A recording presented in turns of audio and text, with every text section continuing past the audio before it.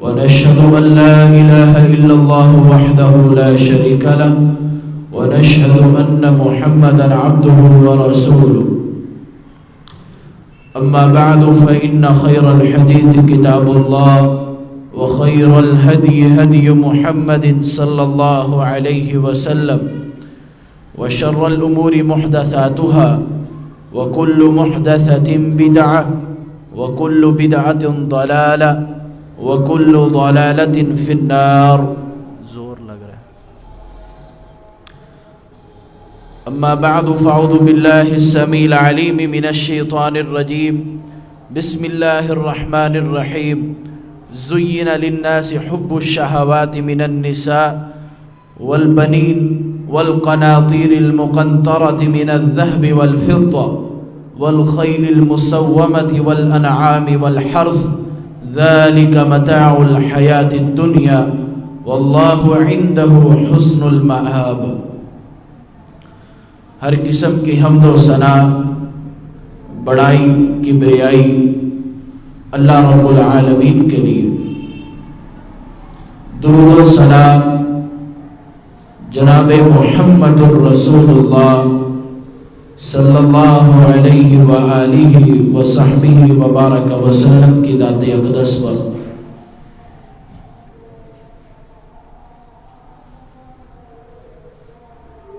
سورہ آل عمران کی ایک آیت آپ کے سامنے پڑھی ہے.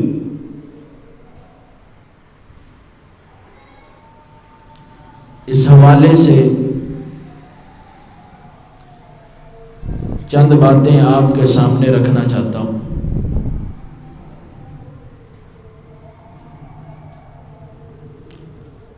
سورۃ الحدید میں اللہ تبارک و تعالی نے دنیا کی زندگی کو اس کی مثال کھیتی کے ساتھ دی ہے.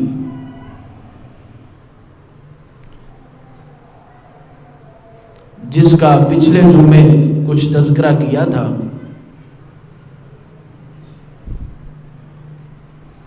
اس حوالے سے ایک بات یہ ہے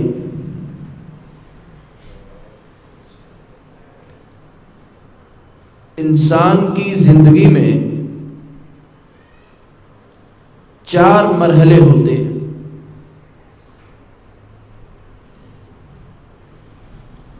سب سے پہلا مرحلہ اس کے بچپنے کا ہے.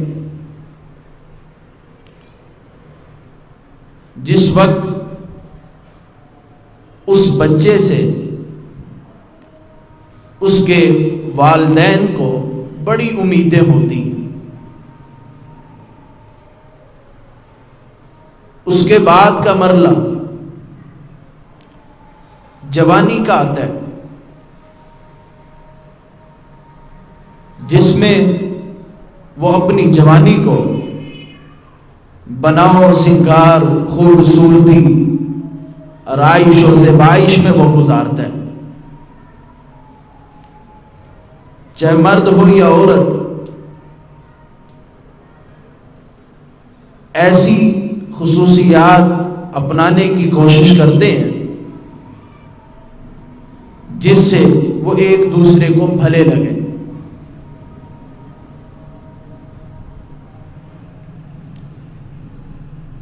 اس جوانی کے گزر جانے کے بعد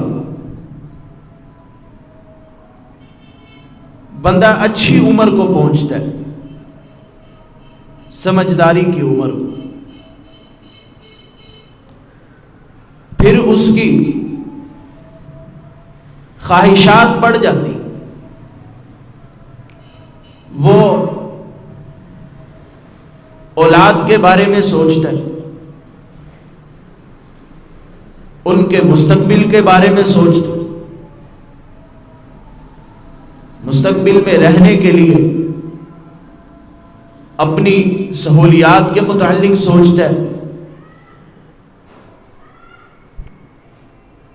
اور آنے والے وقت میں پیش ہونے والی مصائب سے کس طرح چھٹکارا حاصل کیا جائے اس کے متعلق سوچتا ہے، پھر اس زندگی میں اس میں تکبر بھی آ جاتا ہے، بڑائی آ جاتی ہے. ہم چوما دیگرے نیست، فارسی کا ایک مقولہ ہے کہ جیسے ہم ہیں ہمارا جیسا کوئی نہیں. یہ چیز پھر بندے کے اندر آ جاتی، اپنے آپ کو بڑا سمجھنے لگ جاتا. پھر جو آخری سٹیج ہے، آخری مرحلہ ہے، وہ بڑھاپا اور پھر اس کے بعد موت، جس کے بعد بندے کا کوئی نام و نشان نہیں رہتا. یہ ہے انسان کی زندگی. بچپنا آئے گا، جوانی آئے گی، پھر پکی عمر آئے گی، بڑھاپا اور پھر موت.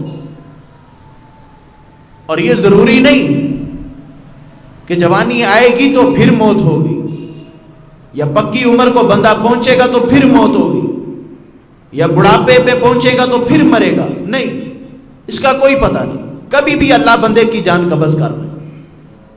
لیکن ایک اکثریت کو دیکھ کر ایک اصول بنایا جاتا ہے. اس حوالے سے میں نے یہ بات آپ کے سامنے رکھی ہے کہ 4 سٹیپ انسان کی زندگی میں آتے ہیں کہ جن کو انسان بس دنیا کی زیبائش کو حاصل کرنے کے لیے گزار دیتا ہے. اسی چیز کی مثال اللہ نے کھیتی کی طرح دی ہے. فرمایا کمثل غیث اعجب الکفار نباتہ، بارش برستی ہے، زمین کو پانی لگتا ہے، پانی لگنے سے کاشتکار نے جو بیج بویا ہوتا ہے وہ باہر نکلتا ہے، وہ کھیتی کا بچپنا ہوتا ہے. کاشتکار اس کو دیکھ کر خوش ہوتا ہے، یہ بڑی ہوگی پھر مجھے فائدہ پہنچے گا. ایک وقت آ جاتا ہے وہ اپنی کھیتی کو ہرا بھرا اس کے جوبن پہ دیکھتا ہے، جو اس کے جیسے مرد کی جوانی کا جوبن ہوتا ہے ایسے وہ اس کھیتی کو دیکھتا ہے. کچھ وقت کے بعد جب کھیتی پک گئی، کٹ گئی، جب سب کچھ ہو گیا، اب وہ زمین بنجر کی بنجر پڑی، اس کے اندر کچھ نہیں. وہ کھیتی جو اس میں سے اس زمین سے نکالی گئی ہے، یا تو وہ جانوروں کا بھوسا بن گئی ہے، یا پھر اس کو لوگوں نے اپنے پاؤں کے تلے رونت دیا ہے.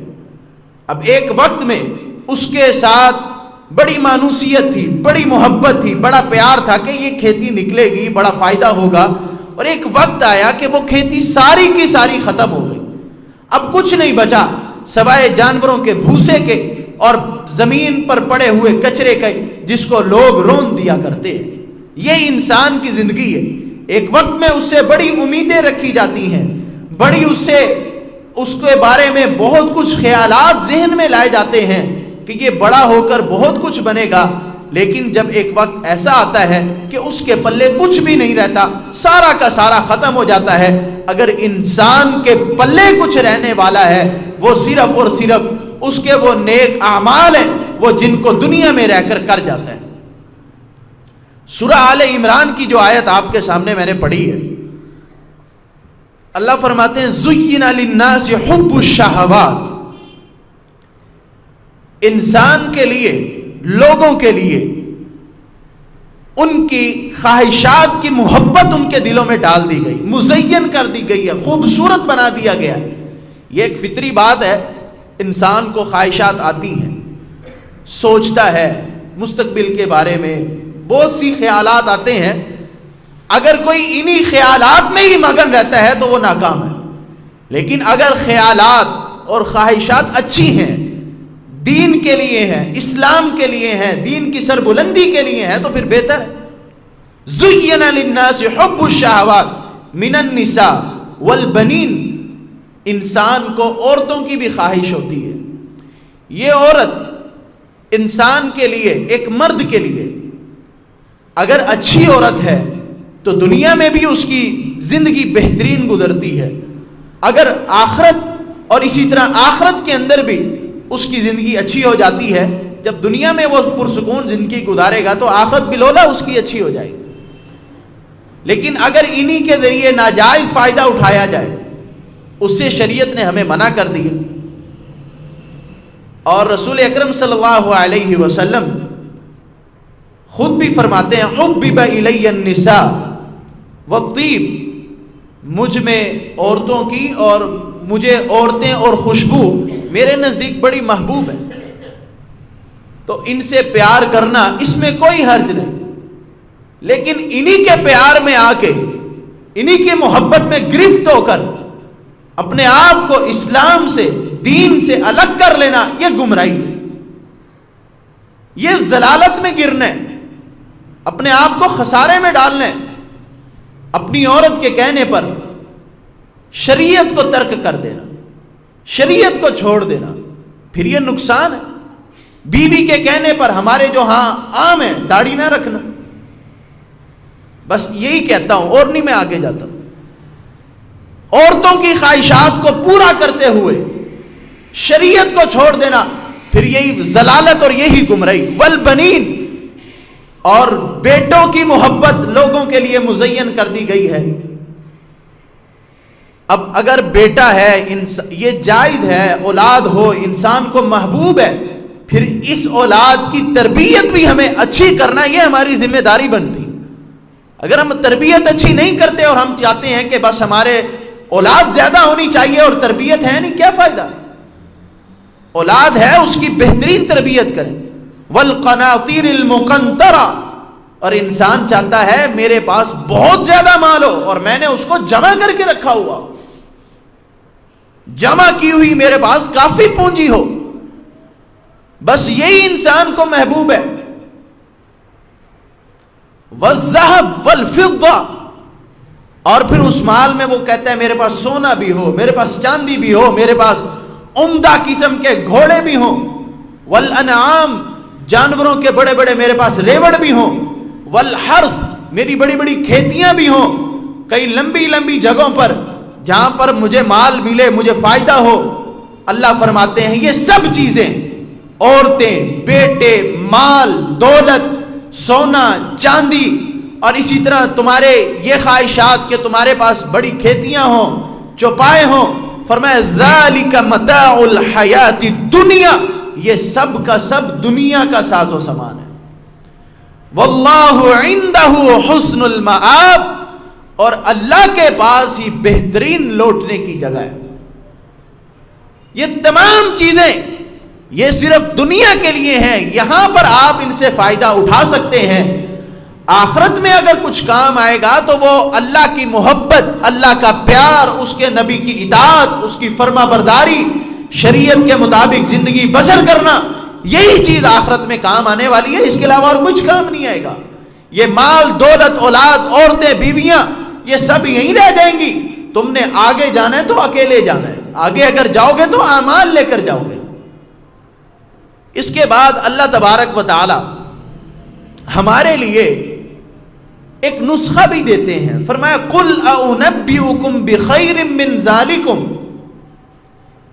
کیا میں تمہیں اس سے کوئی بہتر چیز نہ بتاؤں؟ اے نبی آپ ان کو کہیے، کیا میں تم کو اس سے بہتر کہ مال، اولاد، دولت، دھن، پیسہ، اس سے کوئی بہتر چیز نہ بتاؤں؟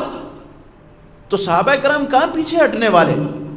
قل اعنبئکم بخیر من ذالکم، وہ جب یہ سنیں کہ ہمیں کوئی بھلائی مل رہی ہے، کوئی بہتری مل رہی ہے، تو کیا وہ پیچھے ہٹیں گے؟ وہ بڑھ چڑھ کے حصہ لینے والے تھے۔ فرمایا للذین اتقوا عند ربہم جنات تجری من تحتها الانہار خالدین فیہا، اب وہ بہتری کن کے لیے ہے؟ وہ متقی لوگوں کے لیے ہے، جن کے دل میں اللہ کا ڈر ہے، اللہ کا خوف ہے، انہی کے لیے بہتری ہے، انہی کے لیے ہے کہ جو اس دنیا سے بے رغبتی کر کے آخرت سے پیار کرتے ہیں، یہ انہی کے ساتھ ہوتا ہے جو متقی ہوتے ہیں، جن کے دل میں اللہ کا ڈر ہوتا ہے، وہی لوگ ایسے کرنے والے ہوتے ہیں۔ پھر اللہ فرماتے ہیں ان کے لیے جنت کے اندر باغات ہوں گے جس کے نیچے سے نہریں چلتی ہوں گی، وَأَزْوَاجٌ مُطَهَّرَةٌ، اور پاکیزہ بیویاں بھی ہوں گی۔ یہاں پر مطہرہ کی قید لگائی گئی ہے۔ یہاں ہمارے ہاں دنیا میں جو ہمیں اللہ نے عورتیں دی ہیں، ان کو حیض بھی آتا ہے، نفاس بھی آتا ہے، یہ چیز، یہ گندگی ان کے ساتھ نہیں ہوگی، ہر قسم کی گندگی سے وہ پاک ہوں گی۔ مطہرہ کا اللہ نے کہ پاک بیویاں اللہ تبارک و تعالی وہاں پر جنتیوں کو عطا کریں گے۔ وَرِضْوَانٌ مِّنَ اللَّهِ، اور اللہ کی طرف سے رضا بھی ہوگی، اللہ تم سے راضی بھی ہوگا، اللہ کی طرف سے مہربانیاں بھی ہوں گی۔ وَاللَّهُ بَصِيرٌ بِالْعِبَادِ، اور اللہ اپنے بندوں کو, جو بندے اس کے جو بھی کام کر رہے ہیں, اللہ دیکھنے والا ہے. خالی یہ کہنے کا کوئی ظاہراً جو مقصد ہوتا ہے وہ یہ ہے کہ اللہ اپنے بندوں کو دیکھنے والا ہے, اس کے بندے جو کام کر رہے ہیں اللہ بخوبی آگاہ ہے. اگر نیک عمل کر رہے ہیں, دنیا کی زندگی کو ابدی زندگی نہیں بنا رہے اور آخرت کی زندگی سے پیار کیا ہوا اس کے لیے جدوجہد اور محنت کر رہے ہیں, اللہ ایسے بندوں کو بھی دیکھ رہا ہے اور ان کو ضرور اللہ صلہ عطا کرے گا. اور وہ جنہوں نے اس جہاں کو ہمیشہ کے لیے اپنا جہاں بنا لیا, ہمیشہ کی زندگی اس کو تصور کر لیا, اللہ تبارک و تعالی ایسے بندوں کو بھی دیکھ رہے ہیں, ان کو پھر سزا بھی دیں گے. اب وہ فرمایا کہ وہ بندے ہیں کون. اب ان کی مزید صفات کا اللہ نے تذکرہ کیا. پہلے تو بتایا کہ وہ متقی ہیں, اللہ سے ڈرنے والے ہیں, اور اللہ فرماتے ہیں اتقوا اللہ ما استطعتم, اے ایمان والو اللہ سے ڈرو جتنی تمہارے اندر طاقت ہے. اب جب یہ آیت اتری صحابہ کرام پریشان ہو گئے اور آئے اللہ کے رسول, ہر کوئی اپنی طاقت کے مطابق, ہم کیسے ڈر سکتے ہیں. اللہ نے جب یہ فرمایا حق تقاتہ, جس طرح اللہ سے ڈرنے کا حق ہے اس طرح ڈرا جائے. صحابہ پریشان ہو گئے, اللہ کے رسول اللہ سے ڈرنے کا حق کیا ہے, ہم کس حد تک ڈر سکتے ہیں, ہم سے تو یہ نہیں ہو سکتا. آپ نے فرمایا فاتقوا اللہ ما استطعتم, جتنی تمہارے اندر استطاعت ہے, جتنی تم میں طاقت ہے, جتنا تم میں اختیار ہے, اس حد تک تم اللہ سے ڈرو. جتنی ہم سے ہو سکتی ہے کوشش ہم کریں اور ہمیشہ اللہ تبارک و تعالیٰ سے ڈرتے رہیں. اللہ سے اگر ہم ڈرتے رہیں گے پھر کبھی بھی ہمارا ذہن کسی برائی کی طرف نہیں جائے گا. ہم کسی برائی کی طرف نہیں جائیں گے جب ہم اللہ سے ڈرتے رہیں گے. اللہ کا ڈر ایک ایسی چیز ہے جو انسان کو دنیا سے بے رغبت کر دیتا ہے. تو ہمیں اللہ تبارک و تعالیٰ کا ڈر اپنے دل میں رکھنا چاہیے, اور انہی لوگوں کے لیے اللہ بڑے ہی انعامات کرتے ہیں. فرمایا پہلی جو بات ان لوگوں کے لیے جو بہتر چیز جن کو بتائی جا رہی ہے, سب سے پہلا ان کو تقوی اختیار کرنا ہے. پھر اس کے بعد فرمایا الذین یقولون ربنا اننا آمنا فاغفر لنا ذنوبنا وقنا عذاب النار, اور ان کی صفات میں سے یہ بھی ہے کہ وہ کہتے ہیں اے ہمارے رب ہمیں بخش دے, ہمارے گناہوں کو معاف فرما دے.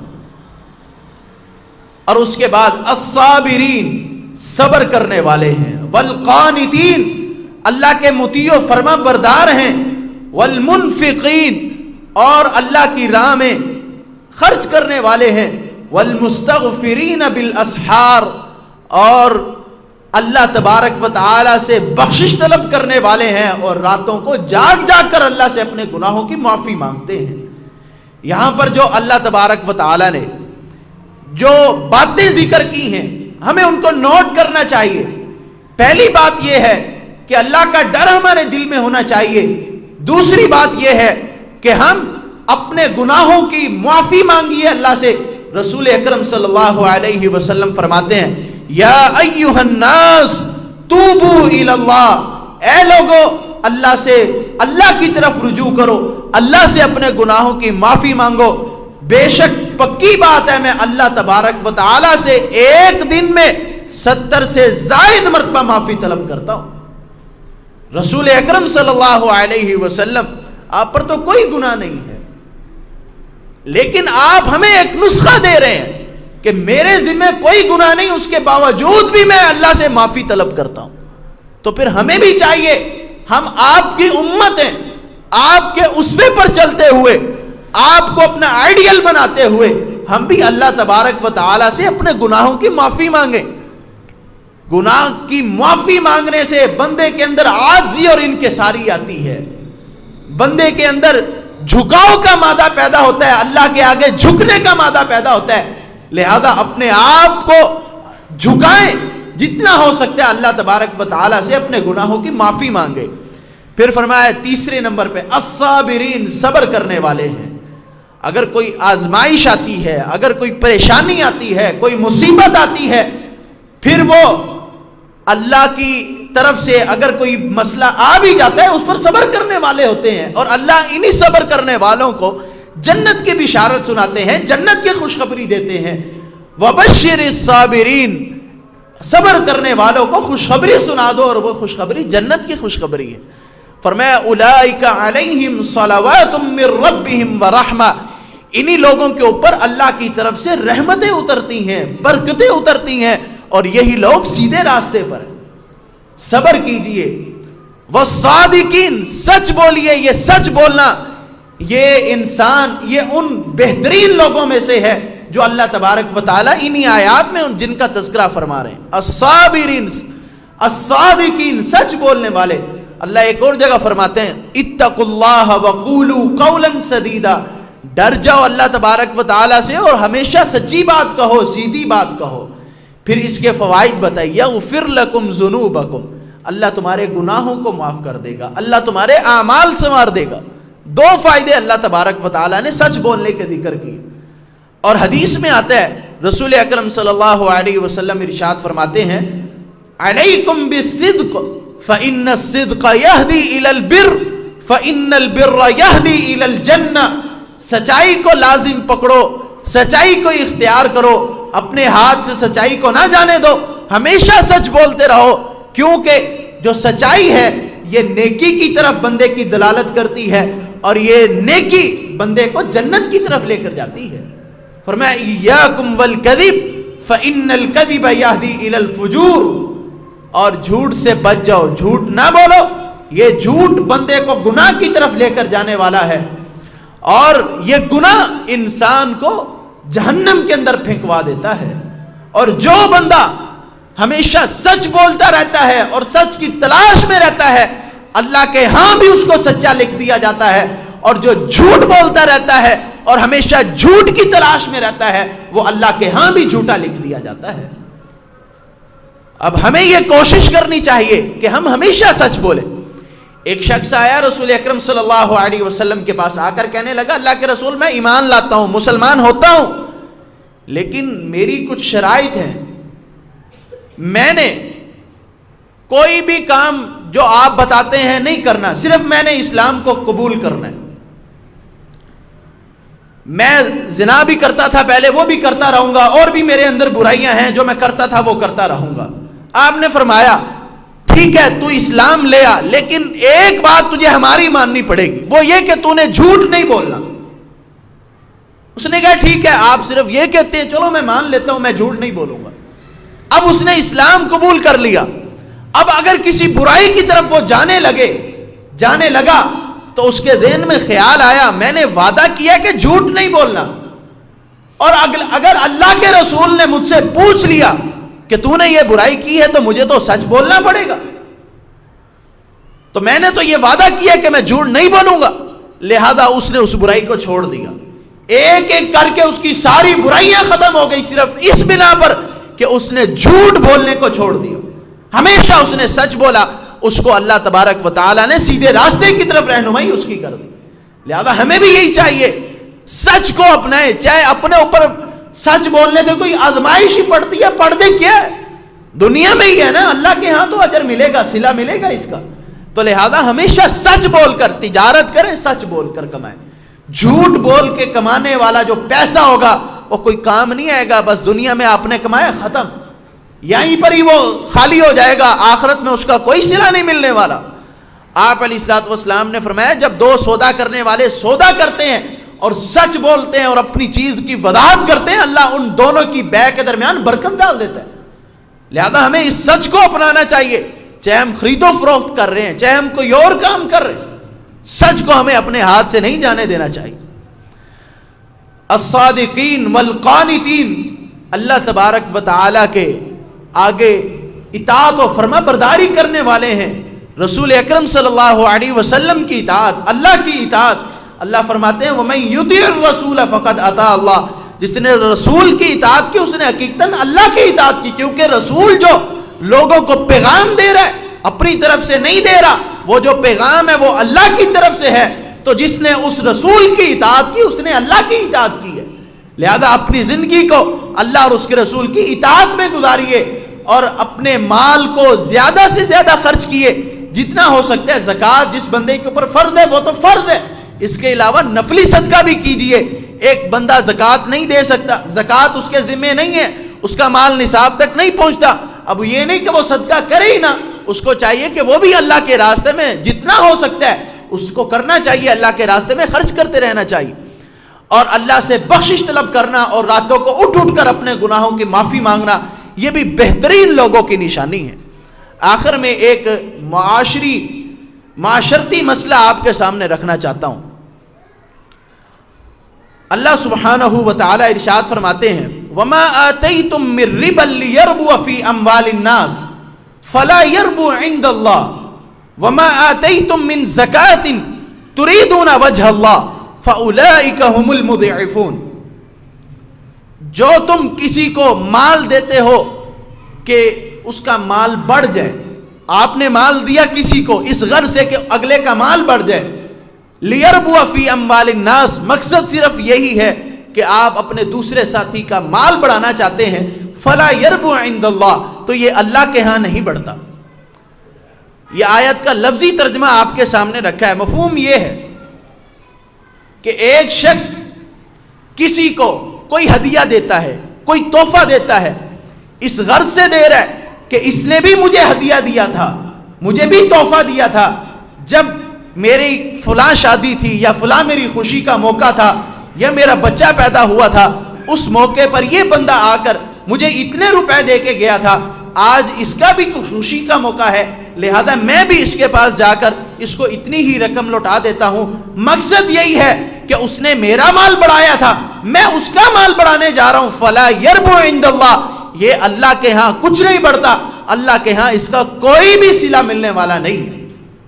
وَمَا آتَيْتُم مِّن زَكَاةٍ تُرِيدُونَ وَجْهَ اللَّهِ، اور جو تم زکوٰۃ دیتے ہو، نیکی کے غرض سے دیتے ہو اور اللہ کا وجہ چاہتے ہو، اللہ کی رضا چاہتے ہو، فرمایا فَأُولَٰئِكَ هُمُ الْمُضْعِفُونَ، انہی لوگوں کے مال کے اندر اضافہ کیا جاتا ہے۔ اللہ کے ہاں بھی اضافہ ہوتا ہے، اللہ دنیا میں بھی برکت دیتا ہے۔ اس آیت سے جو ہمارے ہاں جو ہمارا معاشرتی مسئلہ وہ یہ ہے کہ ہم ہر شادی کے موقع پر ہم نے یہ رواج بنایا ہوا، ہر خوشی کے موقع پر ہم نے یہ رواج بنایا ہوا کہ کہیں جانا ہے تو کوئی چیز لے کر جانی، اس غرض سے کہ ہمارے گھر جب وہ آئے تھے تو وہ بھی کچھ لے کر آئے تھے، تو پھر آپ اللہ سے کسی اجر کی امید نہ رکھیں، آپ نے اس کا مال بڑھا دیا، اس نے آپ کا مال بڑھا دیا، آپ کا حساب برابر ہو گیا، اب اللہ کے ہاں کوئی اجر نہیں ملے گا۔ ایسا تبادلہ کرنا علماء اس کو جائز قرار دیتے ہیں، مفسرین لکھتے ہیں ایسا کرنا تو جائز ہے کہ آپ نے اس کا مال بڑھا دیا، اس نے آپ کا مال بڑھا دیا، لیکن اللہ سے کوئی بھی اجر کی امید نہ رکھنا۔ اگر ہدیتاً دیا ہے اور اللہ سے اجر کی امید رکھ کے دیا ہے پھر تو اللہ اجر دیں گے۔ اگر غرض یہ ہے کہ میں نے بھی اس کا مال بڑھانا ہے، اس نے بھی میرا مال بڑھایا تھا، پھر اللہ سے اجر کی امید نہ رکھیں۔ اس آیت کی یہ تفسیر عبداللہ بن عباس رضی اللہ تعالی عنہما اور اسی طرح امام ضحاک اور دیگر مفسرین نے اس آیت کی یہ تفسیر کی ہے۔ اس کی ایک اور بھی تفسیر ہے، وہ یہ وَمَا آتَيْتُم مِّن رِّبًا لِّيَرْبُوَ فِي أَمْوَالِ النَّاسِ، اور جو تم کوئی سود دیتے ہو، کسی کو سود دیتے ہو تاکہ اس کے مال بڑھ جائے، فَلَا يَرْبُو عِندَ اللَّهِ، وہ اللہ کے ہاں کوئی بڑھنے والا نہیں ہے، اللہ نے اس کا کوئی صلہ نہیں دینا۔ ہاں وَمَا آتَيْتُم مِّن زَكَاةٍ، اگر تم کوئی اس کو نیکی کی غرض سے زکوٰۃ کے طور پر اس کو دیتے ہو تو پھر یہ اللہ سبحانہ و تعالی تمہیں اس کا اجر بھی دیں گے، اگر اس معاملے کے اندر تم نے اللہ کی رضا چاہی ہوگی۔ سود دینے میں یہ مقصد ہوتا ہے کہ ہم دوسرے کا مال بڑھا رہے ہیں، ہم اس کو فائدہ پہنچا رہے ہیں، اللہ سبحانہ و تعالی نے ہم پر اس کو حرام کر دیا۔ اگر کوئی یہ کام کرتا ہے، کسی سے 100 لے کر اس کو 110 دے رہا ہے، جو اس نے اوپر دیا اس کے مال کے اندر اضافہ کیا دنیاوی طور پر کہ میں اس کے مال میں اضافہ کر رہا ہوں، یہ سود ہے جس کو اللہ تبارک و تعالی نے ہم پر حرام کر دیا، اور وہ یہ سمجھے کہ میں نے جو 10 اوپر دیے ہیں نیکی کی غرض سے دیے، نیکی کی غرض سے نہیں ہے، یہ سود میں شمار ہوگا، اللہ کا اس کے کوئی اجر نہیں بلکہ اس کی سزا ملے گی۔ اور اللہ فرماتے ہیں اتقوا اللہ وذروا ما بقی من الربا ان کنتم مؤمنین، اللہ نے شرط لگائی ہے اگر مومن ہو تو پھر سود کو چھوڑ دو، اگر مومن ہو تو سود کو چھوڑ دو۔ اب جو سودی کاروبار کرتا ہے اس کا مطلب وہ مومن نہیں ہے، وہ مومنوں کی لسٹ میں اس کا نام نہیں آتا۔ اگر کسی بندے کے اندر ایمان ہے، وہ مسلمان ہے، تو وہ سود کا کام نہیں کرے گا۔ اگر وہ سود کا کام کرتا ہے تو پھر وہ مومن نہیں ہے۔ اور ایک جگہ پہ اللہ فرماتے ہیں اگر سود کا کاروبار کرتے ہو، سود کھاتے کھلاتے ہو، فَأَذَنُوا بِحَرْبٍ مِّنَ اللَّهِ وَرَسُولِهِ، پھر اللہ اور اس کے رسول سے جنگ کے لیے تیار ہو جاؤ۔ تو یہ آیت، اس کا ترجمہ اور اس کا مفہوم آپ کے سامنے میں نے رکھنا تھا، جو ہمارے ماحول کے حساب سے ہے، جس میں میں اور آپ اکثر ہم اسی کام کے اندر پڑے ہوئے ہیں کہ جس کو مال دیتے ہیں اس غرض سے دیتے ہیں کہ اس نے بھی مجھے آ کے دیا تھا، پھر ہم اللہ سے اجر کی امید نہ رکھیں۔ اللہ سے میں دعا کرتا ہوں کہ اللہ رب العزت ہم سب کو اس دنیا کی زندگی کی بجائے ہمیں آخرت کی زندگی سے پیار کرنے کی توفیق عطا فرمائے، اور اس زندگی کے لیے عمل کرنے کی توفیق عطا فرمائے جو میں نے ابھی ذکر کی ہے۔ اللہ کا ڈر ہے، صبر کرنا ہے، اپنے مال کو خرچ کرنا ہے، راتوں کو اٹھ اٹھ کر اپنے گناہوں کی معافی مانگنی ہے، اللہ سے بخشش طلب کرنی ہے، اللہ کے راہ میں مال خرچ کرنا ہے، سچ بولنا ہے۔ اللہ ہم سب کو یہ تمام اعمال کرنے کی توفیق عطا فرمائے۔ وما علی الا البلاغ المبین۔